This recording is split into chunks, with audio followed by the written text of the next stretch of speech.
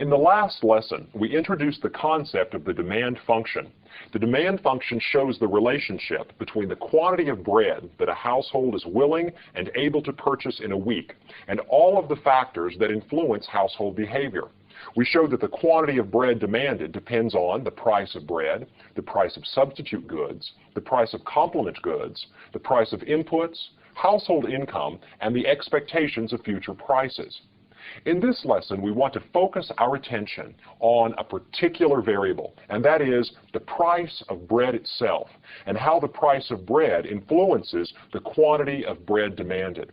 In order to focus on the relationship between the price of bread and the quantity of bread demanded, we'll want to hold constant all of the other variables that influence household behavior. There's an assumption that means holding all things constant. Do you remember the name of that assumption? The assumption is called ceteris paribus, and in this lesson we'll be deriving a demand curve. The demand curve shows the relationship between the price of bread and the quantity of bread demanded. Ceteris paribus, or holding constant all other factors that influence consumer behavior. Let's begin then by looking at a demand schedule. A demand schedule shows a relationship between price and quantity demanded, holding constant all of the other variables that influence household behavior. Let's start with a list of bread prices. Here are a list of bread prices: $5 per loaf, $4 per loaf, $3 per loaf, and so forth, on down to 50 cents per loaf. Now, for each one of these prices, holding constant everything else, we'll find that household behavior changes, that a different quantity of bread is purchased with each different price for bread. Let's look now at a table that shows the quantities associated with each of these prices. Now, remember, behind this table of numbers, there is the assumption that we are holding constant bagels at a particular price.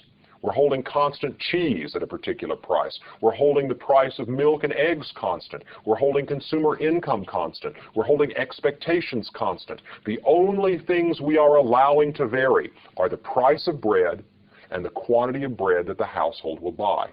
So when the price of bread is $5 per loaf, this particular household will buy 1 loaf of bread per week. If the price falls to $4 per loaf, holding constant everything else, the household will now increase the quantity demanded to 2 loaves of bread per week. As the price falls to $3, this household will increase its quantity further, and so forth, so that if the price of bread falls all the way down to 50 cents per loaf, this household will buy 9 loaves of bread per week. This is called a demand schedule, a relationship between the price of bread and the quantity of bread that the household is willing and able to buy, holding constant all other factors that influence household behavior. In order to turn this table of numbers into a powerful logical tool, we're going to introduce a graph with price and quantity and turn these numbers into a demand curve. The demand curve we'll later use to describe how price and quantity are set in a market where buyers and sellers are interacting. So let's move these numbers over to the board where we'll have access to them, and let's put up a graph where we can represent these numbers graphically. First thing you want to do in economics, anytime that you are drawing a graph, is carefully label the axes. In this case, we're going to put the price of bread on the vertical axis, and we're going to measure the price of bread in dollars. So here's $6 per loaf, $5 per loaf, $4 per loaf, and so forth. As the numbers get larger, the price of bread per loaf is increasing. So the price of bread rises as we go further and further up the vertical axis. On the horizontal axis, we'll represent the quantity of bread that households are willing and able to buy. We'll represent the quantity of bread demanded, measured in loaves purchased per week. So here's the price of bread in dollars per loaf. Here's the quantity of bread purchased per week. Now let's take the numbers over on the board from our table and represent them in the diagram as points on a curve. So we'll start with the highest price of $5 per loaf and the quantity of bread, 1 loaf demanded per week. So we go 1 loaf on the horizontal axis up to the price of $5 per loaf, and we can put a dot here representing that when the price of bread is $5 per loaf, this particular household will buy 1 loaf per week. If the price falls to $4 per loaf, then according to the numbers in our table, the household will purchase 2 loaves per week. So we put a dot here at $4 per loaf and 2 loaves purchased per week. Here we now have 3 loaves purchased, and that happens if the price is as low as $3 per loaf. So here's another point that represents a combination of price and quantity that our household that represents household behavior. Then we get 4 loaves purchased when the price drops as low as $2.50 per loaf. So here's 4 at $2.50. And we just keep going, putting the points in. We get 5 loaves when the price is $2.10 per loaf. So that's that point. We get 6 loaves if the price is $1.80 per loaf. So put that point in right here.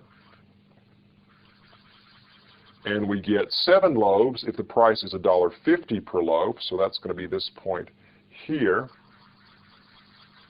And we get 8 loaves if the price is $1 per loaf. So let's see if I can find that point. $1 and 8 loaves. And 9 loaves if the price is 50 cents per loaf. So that's this point here. What I did was take each combination of price and quantity from my table and represent it as a red dot in this diagram. Red is going to be my official color for demand, so I've represented all of these combinations with red dots. Here's a question. Are these the only imaginable quantities of bread? Are these the only imaginable prices? Absolutely not. We can imagine, first of all, that the price could vary continuously from 0, that is free bread, all the way up to $10 per loaf, and anything in between. Any price imaginable. The price could be 101, it could be 105, it could be 174. All of the prices on the vertical axis are possible. Also, all the quantities are possible, not just discrete quantities like 1 loaf of bread per week or 5 loaves of bread per week, but we could also imagine 2.5 loaves of bread per week. What would that mean? That would mean that you buy 5 loaves of bread every 2 weeks, so that on average each week you're buying 2½ loaves. So we can imagine that bread could be divided up into very, very small fractions, and the price also varies continuously. If that's the case, we can connect the dots and represent the consumer's behavior with a smooth curve that shows a continuous relationship between price and quantity. So let me connect those dots. And this gives us what we call in economics a demand curve. And I'm going to label this with a D to make clear that I know that it's a demand curve. Here's the definition of the demand curve. The demand curve shows the relationship between the price of bread and the quantity that the consumer is willing and able to purchase in a given period of time, holding constant all other factors that influence consumer behavior, such as the price of substitutes, the price of complements, income, expectations, and so forth. The first thing you want to notice about the demand curve is the demand curve is downward sloping. Now, what does that tell us? What does it tell us that economists almost always draw the demand curve downward sloping? Well, the downward sloping demand curve is a way of representing that as the price of the good rises, the quantity demanded falls. Economists call this relationship the law of demand. The law of demand states that when the price of a product increases, consumers are willing and able to purchase less of it. Now, it's not true necessarily that this is always the case. Some goods, people will actually buy more of them as they get more expensive. But in general, we observe that when the price of goods and services increase, people are willing and able, and in fact do, buy less of them. Does this make sense? Well, in fact, it does make sense for two reasons.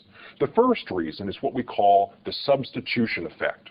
When the price of a good rises, consumers seeking to get the most satisfaction from their limited income will stop buying this more expensive good and switch to other substitutes instead. For example, when bread gets more expensive, consumers try to get their carbohydrate satisfaction by buying bagels or potatoes instead. The higher price for bread leads consumers to substitute away from bread and seek less expensive substitutes. The second reason behind the law of demand is what we call the income effect. When the price of bread rises, then a consumer is able to purchase less. That is, if bread goes from $1 per loaf to $3 per loaf to $6 per loaf, meanwhile, I'm living on a limited income that's not changing, a constant income. Now my purchasing power, the purchasing power of my income measured in bread, is shrinking. If I have $10 to spend on groceries each week and the price of bread is $1 per loaf, I can afford 10 loaves of bread. But if the price goes up to $5 per loaf, I can only afford to purchase 2 loaves of bread. This is the income effect. I buy less bread because my purchasing power is shrinking, measured in terms of bread. So the substitution effect and the income effect are two rationales behind the law of demand. When the price of a good rises, we expect people to purchase less of it because they are willing to purchase less. They're going to look for less expensive substitutes, and they are able to purchase less because the purchasing power of their income is shrinking. In the next lesson, I'm going to look at what happens to the demand curve when we allow those other factors, those factors that we held constant, to change. Suppose now we allowed the price of bagels to change, or consumer income to change. How would that influence the relationship between the price of bread and the quantity that this particular household demands in a week?